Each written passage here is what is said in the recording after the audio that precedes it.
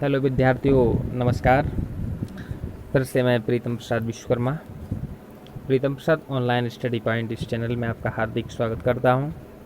और आज फिर से मैं जो है कक्षा 10 के अंतर्गत हिंदी विषय के साथ और काव्य संकलन का प्रथम पाठ सूरदास जी द्वारा रचित पद की संदर्भ, प्रसंग, व्याख्या एवं काव्य सौंदर्य के सहित आपके साथ इसे स्पष्ट करने जा रहा हूँ। और इसे सभी विद्यार्थीगण बड़े ध्यान के साथ इसे श्रवण करें, इसे देखें, इसे समझें। और आपको पता होगा कि जो काव्य है, काव्य संकलन है, इसके अंतर्गत इसकी जो व्याख्याएं आती हैं उसके लिए 6 अंक निर्धारित किए गए हैं। 1 नंबर में आपका संदर्भ आना है, 4 नंबर की इसकी व्याख्या होती है और 1 नंबर जो है काव्य सौंदर्य के अंतर्गत आता है।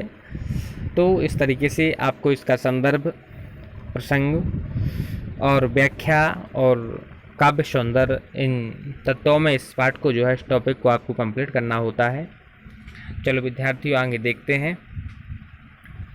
हिंदी काव्य साहित्य के सम्राट सूरदास जी द्वारा रचित पद। सूरदास जी पर संक्षिप्त चर्चा। इनका जन्म 1478 ईस्वी में और रूनकता में हुआ था और रूनकता आगरा के पास है। इनके पिताजी का नाम रामदास था। इनकी मृत्यु 1583 ईस्वी में हुई थी। इनके गुरुजी का नाम वल्लभाचार्य था और इनकी 3 मुख्य रचनाएं हैं: सूरसागर, सुरसारावली और साहित्य लहरी। और जिन पदों पर आज हम व्याख्या करने के लिए जा रहे हैं वो इनका प्रथम ग्रंथ सूरसागर से लिए गए हैं ये पद। चलो देखते हैं सूरदास जी द्वारा रचित पद व्याख्याओं के सहित। देखें। चरण कमल बंदो हरिराई, चरण कमल बंदो हरिराई, जाकी कृपा पंगु गिरे लंगे, अंधे को सब कुछ दर्शाई। बहरो सुने गूंग पुनि बोले, रंग चले सिर छत्र धराई। सूरदास स्वामी करुणामय, बार बार बंदो तिहि पाई। चरण कमल बंदो हरिराई। कवि सूरदास जी कहते हैं कि मैं उन श्री कृष्ण के चरण कमलों की वंदना करता हूँ। चरण कमल अर्थात यहाँ पर रूपक अलंकार का प्रयोग किया गया है। चरण कमल बंदौ, उन श्री कृष्ण के चरण कमलों की, और हरि श्री कृष्ण की, और राय मीन्स राजा होता है, यहाँ सरदार होता है। तो जो हमारे स्वामी हैं, ऐसे उन श्री कृष्ण के चरण कमलों की मैं बार बार वंदना करता हूँ। जाकी कृपा पंगुगिरि लंघे, अंधे को सब कुछ दर्शाई। जाकी कृपा, जिन परमपिता परमात्मा श्री कृष्ण की यदि कृपा हो जाए तो पंगु मीन्स लंगड़ा, एक लंगड़ा व्यक्ति भी गिरी यानी पर्वतों को, लंघी माने लांघ जाता है, एक लंगड़ा व्यक्ति भी पर्वतों को लांघ जाता है। अंधे को सब कुछ दर्शाई, अंधे व्यक्ति को जो है सब कुछ दिखाई देने लगता है। बहरो सुने, अर्थात एक बहरा व्यक्ति भी जो है सुनने लगता है। गूंग पुनि बोले, एक गूंगा व्यक्ति पुनः माने फिर से बोलने लगता है। और रंक चले सिर छत्र धराई, रंक मीन्स होता है निर्धन, दरिद्र व्यक्ति भी जो है एक छत्रधारी, एक राजा बन जाता है, अर्थात एक संपन्नता को जो है प्राप्त कर लेता है, राज्यश्री को, धन दौलत को प्राप्त कर लेता है। सूरदास स्वामी करुणामय, कवि सूरदास जी कहते हैं कि ऐसे स्वामी हैं जो हमारे, अर्थात भगवान श्री कृष्ण, जो करुणामय, जो दूसरों की करुणा पुकार को सुनकर के उसकी सहायता करते हैं। ऐसे उन करुणामय श्री कृष्ण के चरण कमलों की बार बार बंदौ तिहि पाई, अर्थात मैं बार बार वंदना करता हूँ। अर्थात ऐसे करुणामयी, दूसरों पर करुणा करने वाले, कृपा करने वाले उन परमपिता परमात्मा श्री कृष्ण के चरण कमलों की मैं बार बार वंदना करता हूँ, उनके लिए बार बार मैं नमस्कार करता हूँ। ये इस तरीके से इसकी व्याख्या होगी। इससे पहले आप थोड़ा इसके संदर्भ को देखें। संदर्भ में लिखेंगे, प्रस्तुत पद हमारी पाठ्यपुस्तक काव्य संकलन की पद नामक शीर्षक से अवतरित है और इसके रचयिता कवि सूरदास जी हैं। इसके बाद प्रसंग में लिखेंगे, तो प्रसंग के अंतर्गत यहाँ पर भगवान श्री कृष्ण के चरण कमलों की वंदना की गई है। इस तरीके से आप प्रसंग लिखेंगे और इसके बाद व्याख्या जो भी आपने सुनी है, और इसके बाद नेक्स्ट पॉइंट काव्य सौंदर्य। तो काव्य सौंदर्य के अंतर्गत आप लिखेंगे, यहाँ पर भगवत भक्ति से युक्त हृदय द्वारा परम शक्तिवान भगवान श्री कृष्ण के चरणों की वंदना की गई है। यहाँ पर गेय पद शैली है, जो छंद अर्थात छंद है वो गेय पद है, और पद की गीति काव्यत्व, भावात्मकता, संगीतात्मकता आदि प्रमुख इसकी विशेषताएं हैं। यहाँ पर ब्रज भाषा का शुद्ध रूप में जो है प्रयोग किया गया है, ब्रज भाषा है, और इसमें जो है रस शांत है, अर्थात इसमें शांत रस का प्रयोग किया गया है। ये इस तरीके से इसका काव्य सौंदर्य आपका होगा। चलो आगे देखते हैं। नेक्स्ट पॉइंट आपका दूसरा है, इसमें अभिगति गति कछु कहत ना आवे। विद्यार्थियों, इससे पहले मेरे इस चैनल को प्रीतम प्रसाद ऑनलाइन स्टडी, इस चैनल को आप सब्सक्राइब करें, इसे लाइक करें, इसे अपने मित्रों में साझा करें और इसकी बेल आइकन को जरूर दबा लें, जिससे आने वाले नोटिफिकेशन की जानकारी आपको समय समय पर मिलती रहे। चलो दूसरे पॉइंट पर आते हैं। अभिगति गति कछु कहत ना आवे, जो गूंगे मीठे फल को रस अंतर्गत ही भावे, परम स्वाद सब ही सुनिरंतर अमित तोष उपजावे, मन वाणी को अगम अगोचर सो जाने जो पावे, रूप रेख गुण जाति जुगत बिन निरालंब कित धावे, सब विधि अगम विचार ताते सूर सगुन पद गावे। देखें, अभिगति गति कछु कहत ना आवे। यहाँ पर अभिगत अर्थात जिसके विषय में कुछ ज्ञान नहीं है, जिसके विषय में कोई जानकारी नहीं है, उस निराकार ब्रह्म की गति के बारे में कुछ भी कहते नहीं बनता। कवि सूरदास जी कहते हैं, उस निराकार ब्रह्म की गति के बारे में कुछ भी कहते नहीं बनता, और उसके विषय में कहना उसी प्रकार से होगा। कैसे? देखें, ज्यों गूंगे मीठे फल को रस अंतर्गत ही भावे। ज्यों जैसे ही, जैसे गूंगा जो व्यक्ति मुँह बोल के नहीं जानता, ऐसा कोई गूंगा व्यक्ति मीठे फल के रस को खा करके और अंतर्गत ही भावे, उसके उस मधुर रस का आनंद वो अंतर्गत ही मन जो है आनंद का अनुभव करता है। अर्थात वह मीठे फल के रस को खा करके और उससे मिलने वाले आनंद को वह मन अनुभव करता है, किंतु वह शब्दों द्वारा व्यक्त नहीं कर पाता। परम स्वाद सब ही सुनिरंतर अमित तोष उपजावे, जिस निराकार ब्रह्म रूपी जो फल का जो अर्थात आनंद है, वह परम यानी पवित्र है। परम स्वाद, उसका आनंद अर्थात अत्यधिक पवित्र है, जो अत्यधिक स्वादिष्ट है।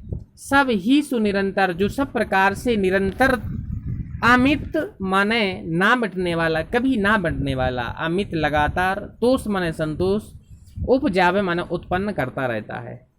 अर्थात जिस निराकार ब्रह्म का आनंद अत्यधिक पवित्र है, स्वादिष्ट है और जो निरंतर लगातार जो आनंद कभी जिसका मिटने वाला नहीं है, लोगों को संतुष्ट करने वाला है, ऐसा वह निराकार ब्रह्म लगातार जो है व्यक्ति में आनंद उत्पन्न करता रहता है। अमित तोष उपजावे, अमित कभी ना मिटने वाले आनंद को वह उत्पन्न करता रहता है। कौन? वह निराकार ब्रह्म। मन वाणी को अगम अगोचर सो जाने जो पावे, जो मन से वाणी से अगम्य है, जिसे जो निराकार ब्रह्म जो है वह मन से और वाणी से पूरी तरह से अगम्य है, वहाँ तक उस निराकार ब्रह्म तक मन और वाणी की पहुँच नहीं है। मन या वाणी के द्वारा वहाँ तक नहीं पहुँचा जा सकता है। अगोचर और ना ही उसे देखा जा सकता है। और सो जाने जो पावे, उसे तो वही व्यक्ति जान सकता है जो उस निराकार ब्रह्म को जो है प्राप्त कर लेता है।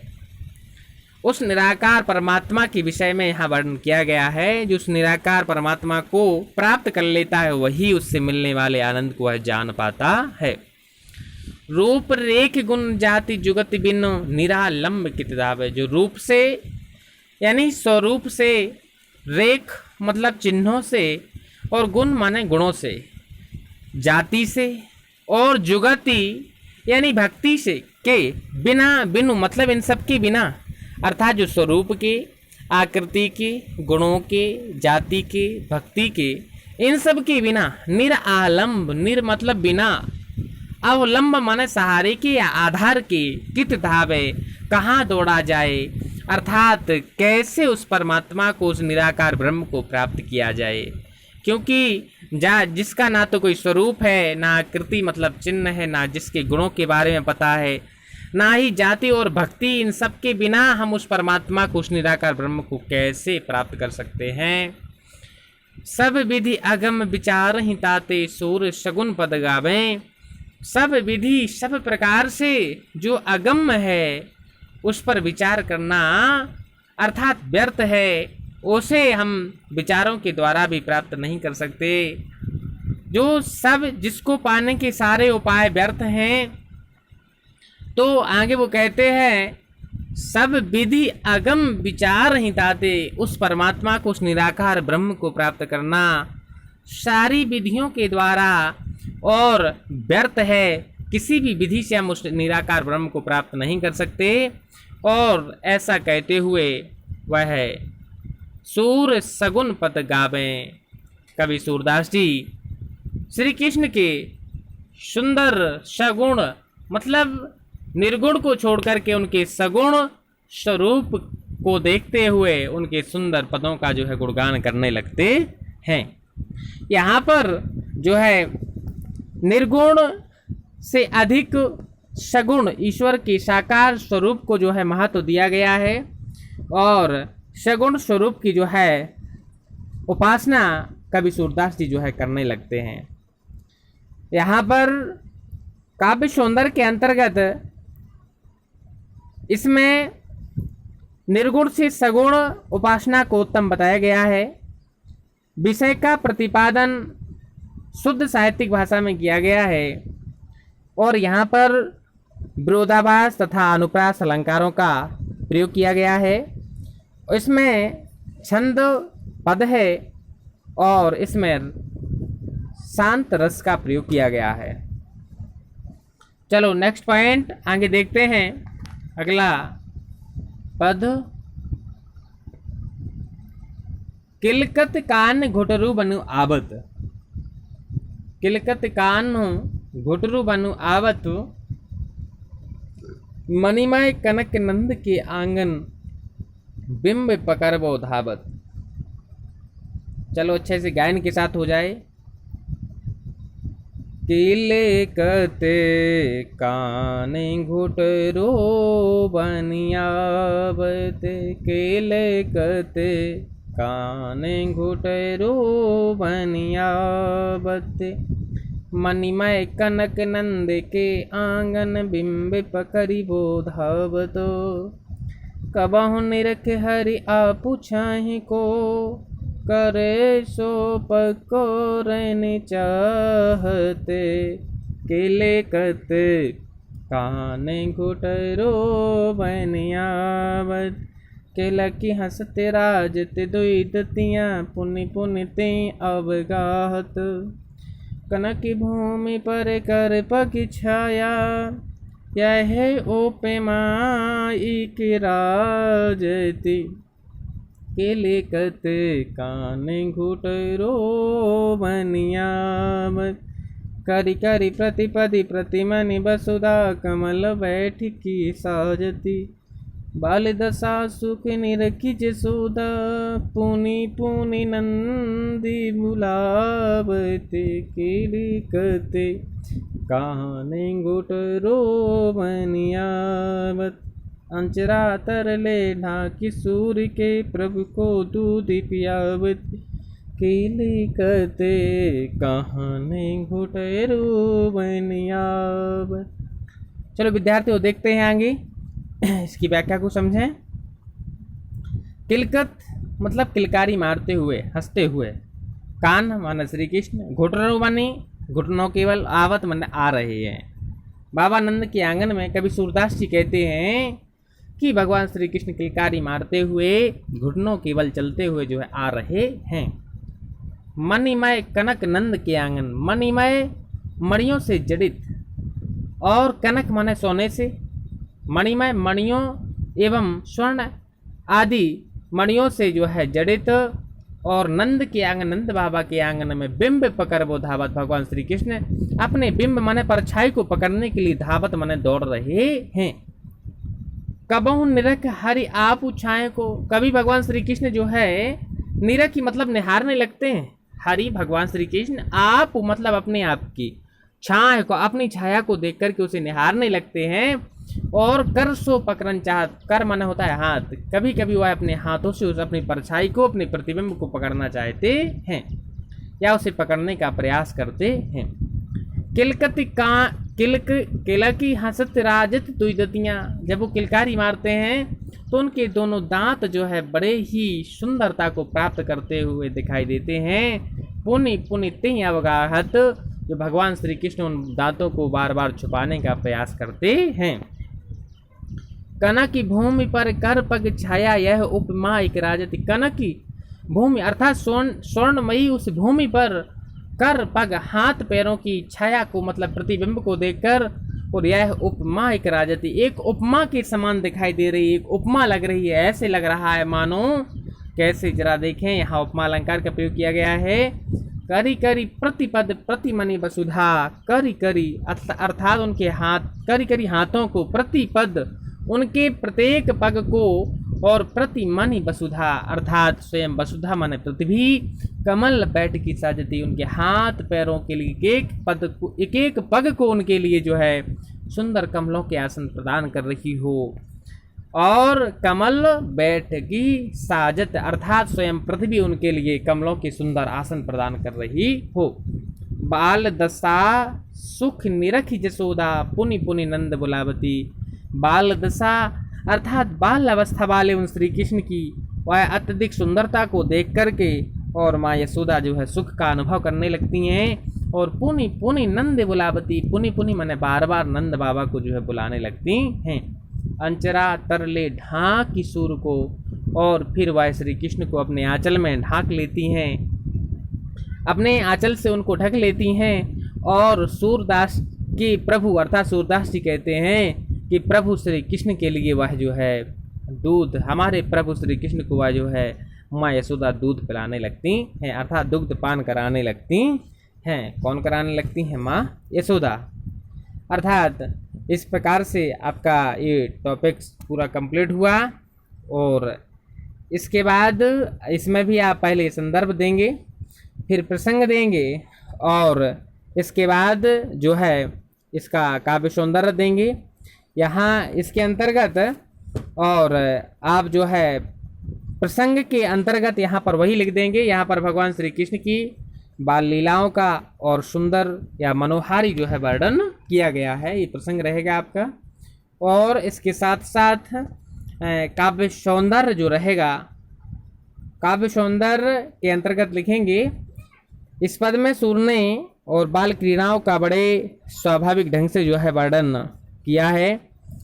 वात्सल्य रस की अभिव्यंजना है, यहाँ पर वात्सल्य रस का प्रयोग किया गया है।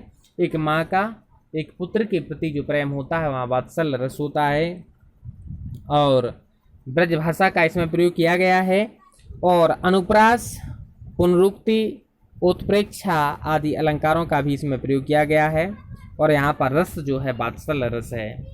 चलो नेक्स्ट पॉइंट अगला है आपका, इसमें देखें अगला पद, मैं अपनी सब गाय चरे हूँ, मैं अपनी सब गाय चरे हूँ, रात होत बल के संग जे हूँ, तेरे कहे न रे हूँ, ग्वाल बाल गायन के भीतर ने कहूँ डर नहीं लागत, आज न सोबो नंद दुहाई रहन रहेंगो जागत, और ग्वाल सब गाय चरे हों, मैं घर बैठो रहे हूँ, सूर श्याम तुम सोई रहो, अब प्रात जान में दे हो। अर्थात यहाँ पर भगवान श्री कृष्ण और जो है अपनी माँ से गाय चराने की हट करने लगते हैं, और कवि सूरदास जी जो है इसी का बड़े ही स्वाभाविक ढंग से जो है इसका वर्णन करते हैं। चलो देखें, मैं अपनी सब गाय चरे हूँ, श्री कृष्ण कहने लगते हैं कि मैया मैं अपनी सारी गायें चराने के लिए जो है मैं स्वयं जाऊंगा, मैं अपनी सब गायें चरे हूँ, मैं ही जो है मैं स्वयं जो है अपनी गायों को चराने के लिए जाऊंगा।